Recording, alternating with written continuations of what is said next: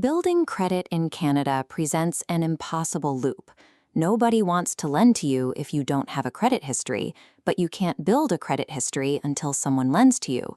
Take Maya. She recently moved to Toronto for work. She has a steady income, but because she has no Canadian credit file, she is completely invisible to the financial system. This invisibility carries an immediate cost. Traditional banks deny her applications for basic cashback credit cards, and landlords demand 6 months of rent up front before they will consider her application. The Canadian financial system inherently penalizes individuals for arriving without a financial past, creating a paralyzing vacuum for newcomers. Then there is Liam.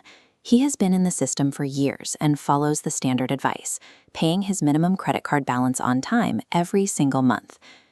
Curious, observant tone. This chart shows Liam's financial trajectory. On one axis, we see his perfect, unbroken streak of on-time payments. On the other, his credit score, plummeting to a 585. He is completely baffled. Because of this low score, he is shut out of standard competitive rates, leaving him with only subprime lending options and sky-high interest charges. Responsible behavior can be counterproductive if it clashes with the invisible rules governing the system. In Canada, borrowing behavior is tracked by 2 automated gatekeepers, Equifax Canada and TransUnion Canada. They compress a lifetime of data into a single 3-digit score on a gauge from 300 to 900. Lenders use these risk zones to decide if you qualify for loans. That number represents a specific formula built from 5 exact components. To manage your financial identity, you have to transition from being a passive subject of the bureaus to actively managing their algorithm.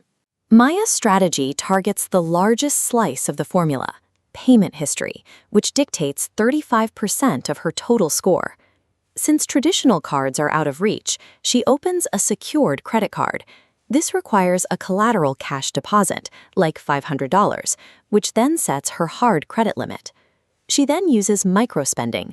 She links a single $45 phone bill to the card and automates the payments from her checking account, creating a record of flawless consistency. She also uses a rent reporting service, which ensures Equifax recognizes her monthly rent payments as positive credit data. When the system excludes you, you can force it to acknowledge you by systematically generating your own data points. Meanwhile, Liam discovers he is being penalized by the second largest pillar, credit utilization, which accounts for 30% of his score. This bar chart represents his total limit of $10,000 across his cards. By carrying an $8,500 balance, Liam created an 85% utilization rate, which automated engines flag as high-risk distress. Signaling stability requires keeping this balance under 30%, and ideally under 10%. Liam addresses this with the Avalanche method, diverting his savings to aggressively pay down the balances while keeping all his accounts open. He also implements a mid-cycle payment. By paying down his card halfway through the billing period, the balance reported to the bureaus on his statement date remains artificially low. Maintaining high credit is a matter of controlling exactly when the algorithm sees your money. Within 8 months, Maya's utilization sits consistently under 10%. Her score reaches 742, qualifying her for an unsecured card.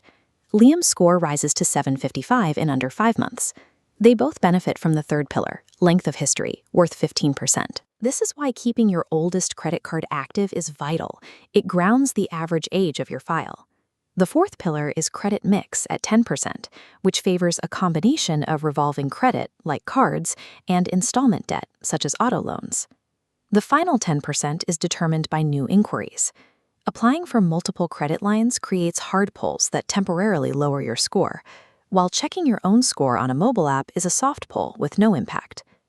By following these specific percentages, Maya and Liam gained predictable control over a system that previously felt inaccessible. A credit score is an automated calculation that only respects the inputs it was programmed to read. This raises a question. Does a 3-digit score actually measure true financial responsibility, or just a person's ability to play the game? Navigating the Canadian financial system successfully requires stripping away the emotion and simply doing the math.